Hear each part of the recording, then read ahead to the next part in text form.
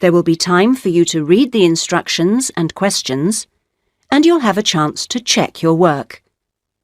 All the recordings will be played once only. The test is in 4 sections. At the end of the test, you will be given 10 minutes to transfer your answers to an answer sheet. Now turn to Section 1. Section 1. You will hear a conversation between a customer and a salesman at a car showroom.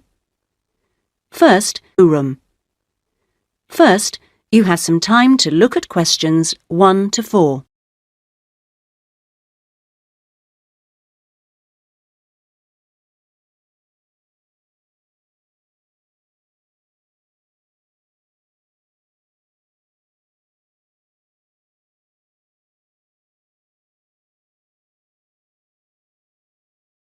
You will see that there is an example which has been done for you. On this occasion only, the conversation relating to this will be played first. Good morning. Please take a seat. How can I help you? Well, I'm thinking of buying a new car and I'd like some advice. Sure, yes. Had you got any particular make in mind? I'm interested in a leader. I've had one before and liked it, but I haven't really made up my mind. In a leader, so leader has been written in the space. Now we shall begin. You should answer the questions as you listen, because you will not hear the recording a second time. Listen carefully and answer questions 1 to 4. Good morning. Please take a seat. How can I help you? Well, I'm thinking of buying a new car and I'd like some advice. Sure, yes. Had you got any particular make in mind? I'm interested in a leader. I've had one before and liked it, but I haven't really made up my mind. Sure, we've got various models. Right. What about the engine size? Any ideas? The one I've got at the moment's a 1.2 litre engine, but I find it a bit slow on long journeys. I'd like a bit more power this time. A 1.2, I don't think I need a 1.6 or anything. Right. Well, I think the model you're looking at is the Max. Here's a picture. Oh, yes. Have you got one in? Yes, I'll take you to have a look at it in a minute. I'll just get a few more details. Is there anything else to do with the engine? What kind of gear change do you want? I presume you want a manual. I'd want automatic. I've never driven a car with manual gears. Right. Well now, here's the colour chart for the Max. Have you given that any thought? This blue's very popular at the moment. Yes, it is nice. I like blue. What's it called? Royal? Yes. But actually, I think I prefer this lighter shade here. Sky. Yes, that's popular too. I think I'll go for that. You might have to wait a week or so for that colour, but I assume that'll be okay. Oh, yes, fine. Well, we can go outside and you can have a good look at one. And perhaps... It's fine. Well, we can go outside and you can have a good look at one. And perhaps take it out. But first, can I just ask you about finance? The cash price is going to be somewhere in the region of $7,500. How would you like to pay? Are you in a position to pay cash or would you need credit? I'd like credit, provided the terms are reasonable. Well, you can discuss that with my colleague in a moment. We have various arrangements. Would you be interested in us taking your present car as part exchange? Yes. OK, fine. So I'll just need some details from you and then we can do a valuation. Is that OK? Fine, yes. Before you hear the rest of the conversation, you have some time to look at questions 5 to 10.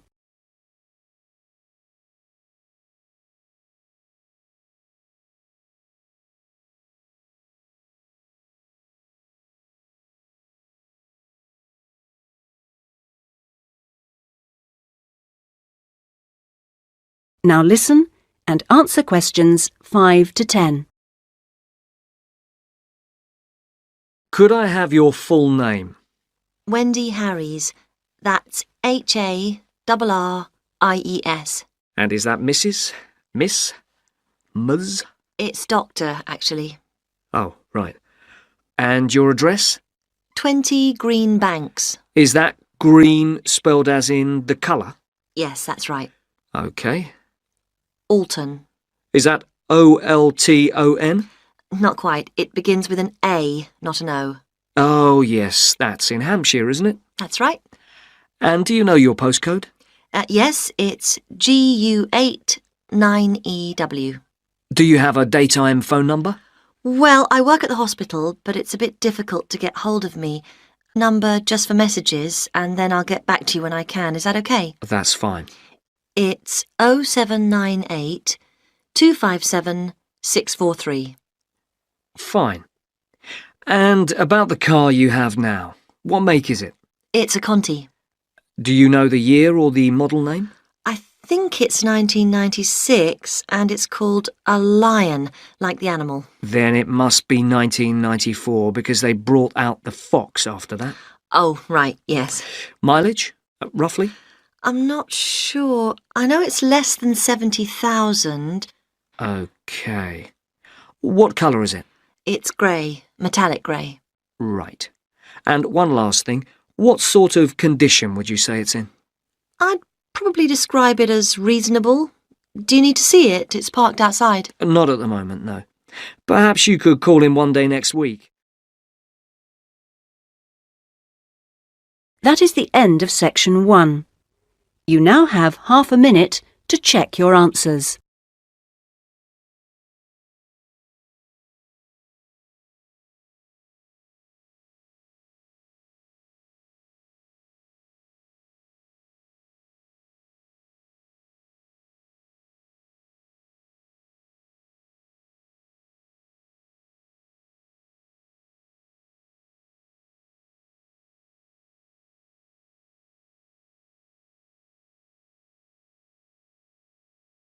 Now turn to section 2.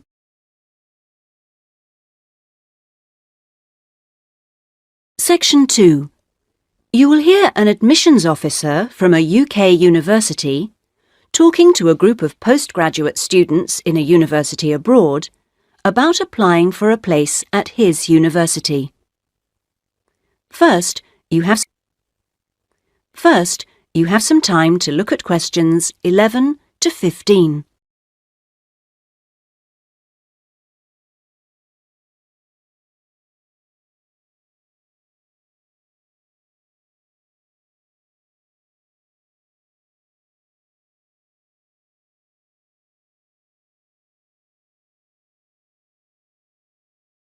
Now listen carefully and answer questions 11 to 15.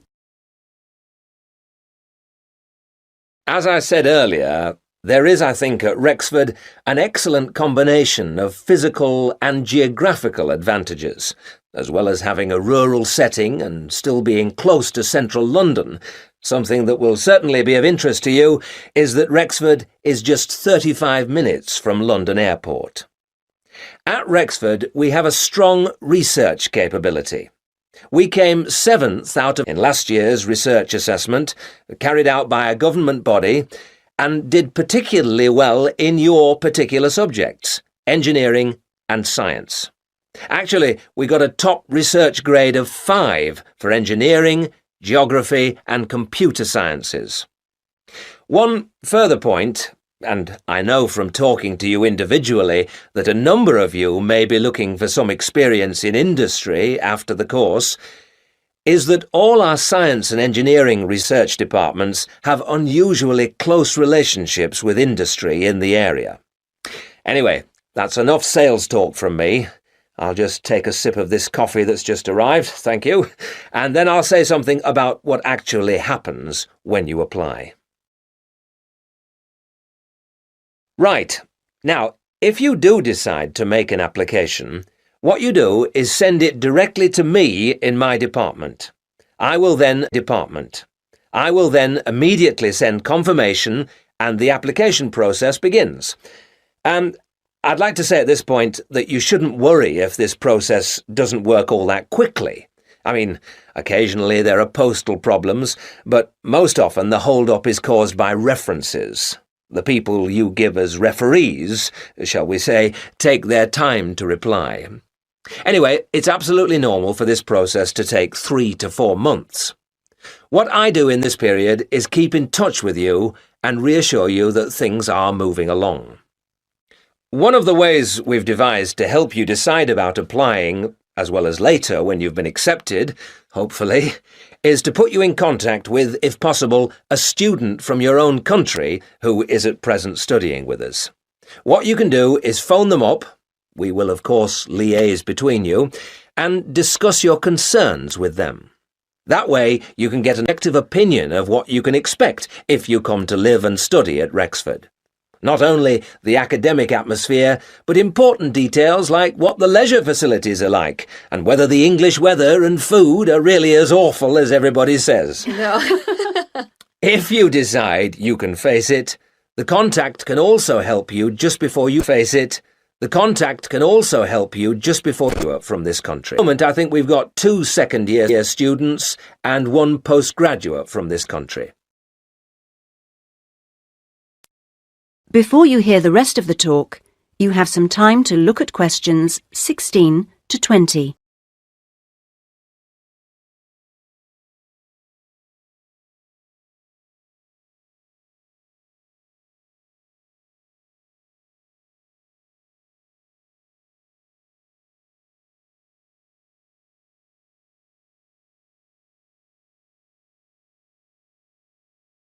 Now, to move on to the other concerns you expressed earlier. At a UK university, and at a time when you will be separated from your normal surroundings, and learning is the norm, which takes most students a while to adjust to, and at a time when you will be separated from your normal surroundings, and in most cases, your family. This can be a difficult time. But remember that something like 25% of our student body are international students like yourselves, and that there are several organisations in the university and city whose main purpose is to offer help and ensure that your time with us is enjoyable and useful. 1 or 2 of you touched on the subject of accommodation earlier, so I'll just add a few points.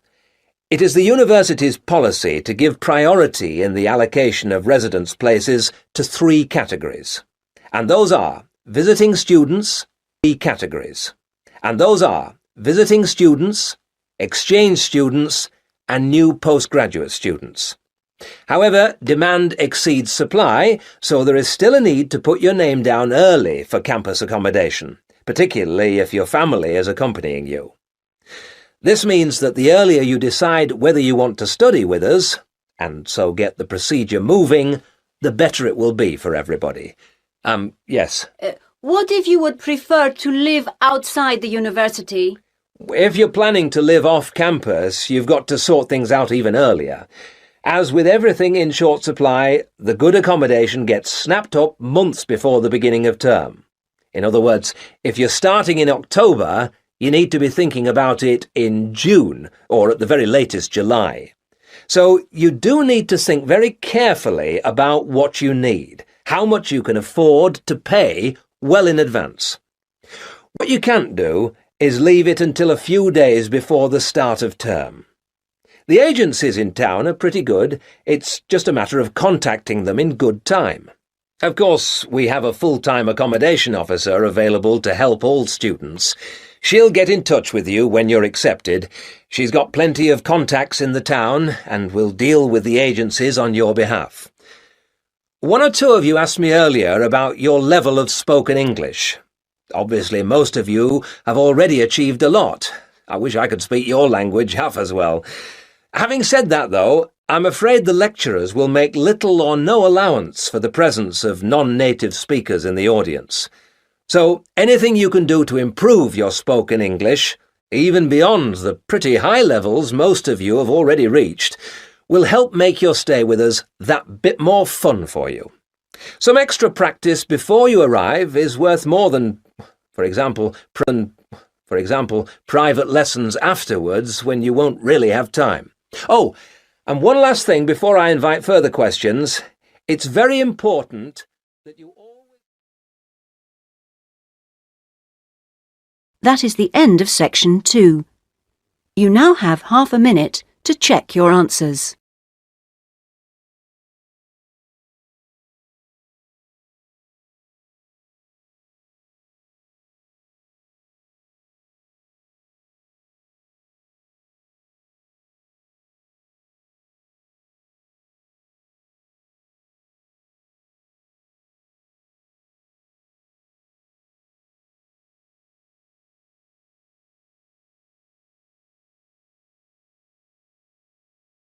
Now turn to Section 3.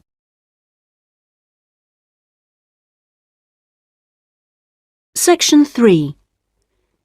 You will hear two friends discussing a course they have just done.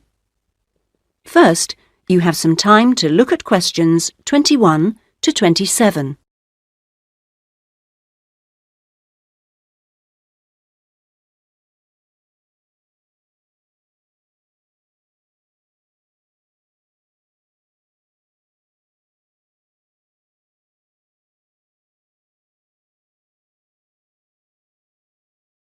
Now listen carefully and answer questions 21 to 27. Oh, Ben, I just remembered I never filled in that form for Nick. Ah. Did you do it? The course feedback form. Yes. If you want, we can do it together. I've got mine here. Is that okay? Yeah. Okay. Let's have a look then. What do we have to do? Let's fill in the top first. Let's see. Education in business. I do know that, but what's the code? CB16 something. CB162, isn't it? That's it. Okay. And dates. When did we start? I remember my birthday's on May 4th, and it was the day after. It must have been May 5th. Gosh, doesn't seem that long ago, does it? No. And we finish at the end of this week on Friday, so that's July 15th. 16th. Oh. Monday was the 12th. Yeah. Right, that was the easy bit. Now let's have a look. Please give your comments on the following aspects of the course. Okay, what's the first one? Oh, course organisation. What do you think? Clear. It was, wasn't it? Yeah, I think the organisation was clear. Okay, anything else for course organisation? It was a good thing he gave us the course outline at the beginning in the first session. That was useful, so I'll put that down, shall I? Yeah. Now, going on to suggestions for improvement, one thing that wasn't so good, I think we could have done a bit more work at the beginning. I mean, at the beginning, it seemed dead easy. Yeah. I thought it was going to be really easy, and then all of a sudden in the second half of the course, we got a whole load of work. Yeah. Reading to do and essays and things. Yeah, it'd be better if it was more even. Okay, now, course delivery. Does that mean teaching? Yeah, I suppose so. Well, what I thought was really good on this course was the standard of teaching. Actually, I mean, some of the teachers were better than others, Yeah. but the standard generally was fine. Much better than other courses I've been on. Yeah, I agree. Let's put that then. Okay. What about suggestions for improvement? I didn't think it was all that wonderful when we had great long group discussion sessions.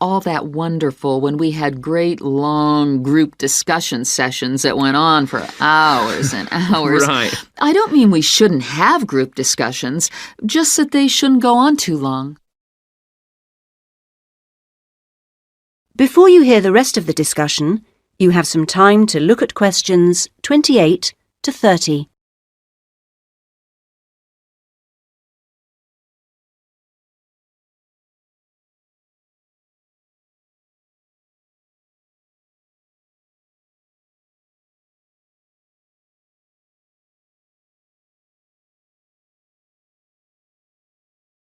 Now listen and answer questions 28 to 30. Now, on to materials and equipment. Oh, now, what was good about some sessions was the handouts. Yes, I thought all the handouts were good, actually, and some were great. With materials was the key texts. Yes, there just weren't enough copies on reserve in the library. And if you can't get the key texts before the session, how are you supposed to do the reading? Yeah. And not enough computers. You have to wait ages to get one. OK, testing and evaluation. Well, I don't know. It's hard to say until we've got our written assignments back. Oh, don't talk about it. I only got mine in yesterday. It was a real struggle. Oh, I hate to think what mark I'll get. Yeah, but at least we've done the oral presentation. I thought that was good, the way I got my feedback really quickly. Yes, it was. And I liked the way we knew what would be evaluated on. We knew the criteria, so we knew we had to think about clarity, organization, and so on. Yeah, but I'm not so sure about the written work. One thing, I think, is that there's just too much. It's really stressful. Oh, yes, I'd agree. And I don't see why they can't let us know the criteria they use for marking. The written assignments, but he told us. No, for the final exams. What are they looking for? What are the criteria? What makes a pass or a fail? Yeah, I never thought of that. It'd be really useful. Okay, any other comments? I thought student support was excellent. Yeah, me too. Okay, excellent. Other comments? No, I can't think of anything else. Nor me. Okay, so that's done. Thanks, Ben. No, thank you. That is the end of section 3. You now have half a minute to check your answers.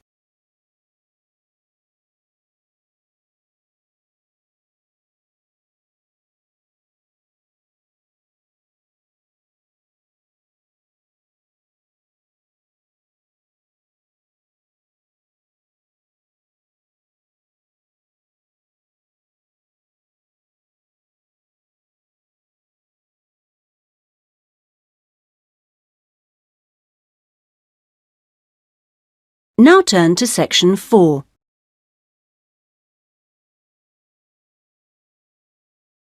Section 4.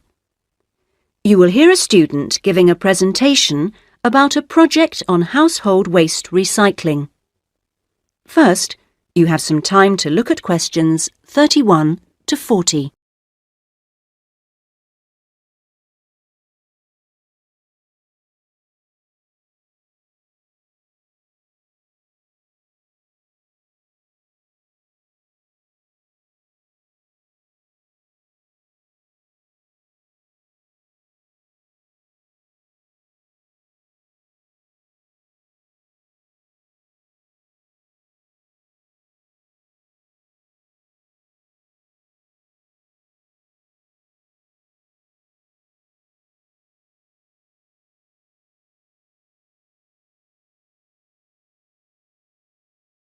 Now listen carefully and answer questions 31 to 40.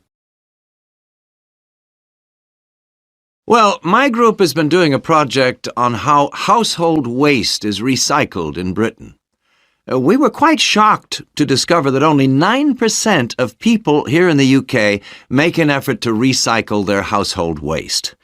This is a lower figure than in most other European countries, and needs to increase dramatically in the next few years if the government is going to meet its recycling targets.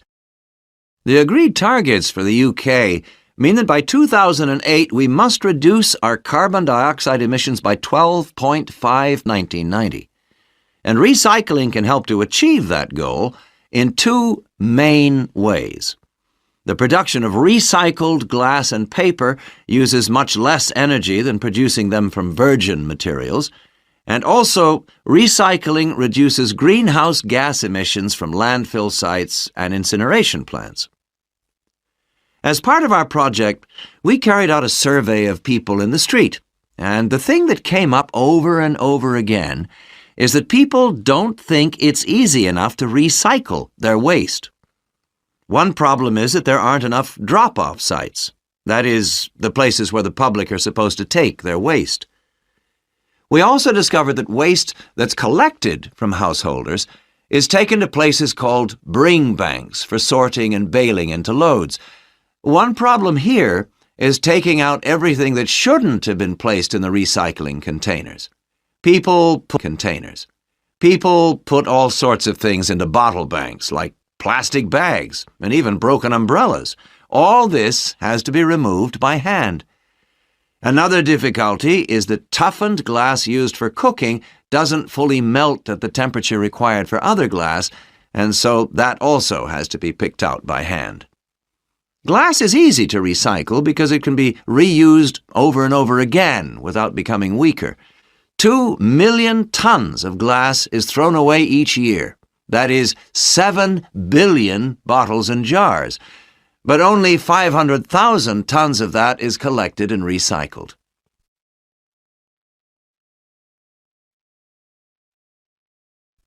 Oddly enough, half the glass that's collected is green, and a lot of that is imported, so more green glass is recycled than the UK needs. As a result, new uses are being developed for recycled green glass. For example, in fiberglass manufacture and water filtration. A company called CLF Aggregates makes a product for roads, and 30% of the material is crushed glass.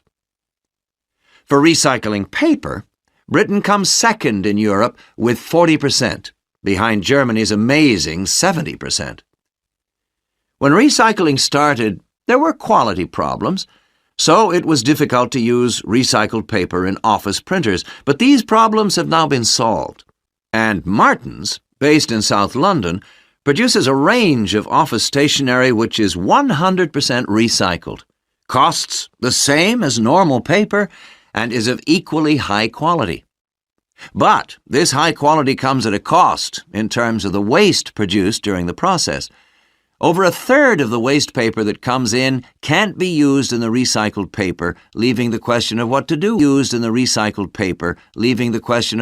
with it.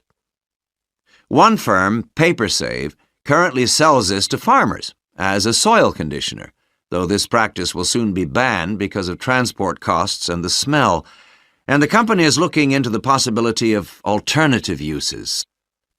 Plastic causes problems because there are so many different types of plastic in use today, and each one has to be dealt with differently. Packrite recycles all sorts of things, from bottles to car bumpers, and one of its most successful activities is recycling plastic bottles to make containers which are used all over the country to collect waste.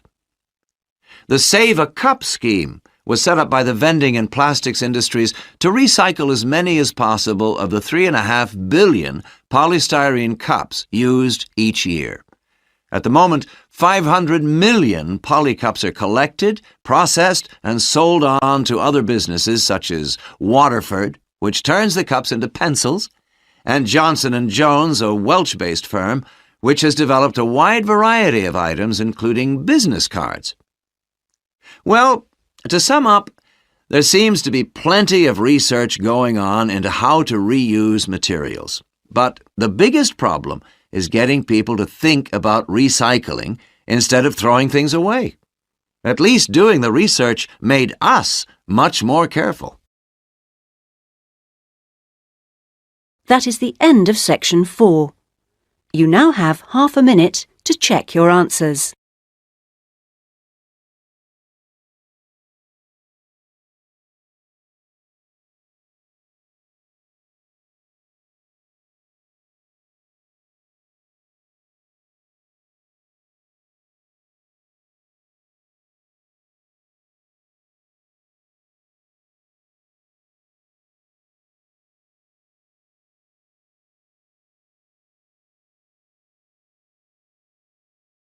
That is the end of the listening test.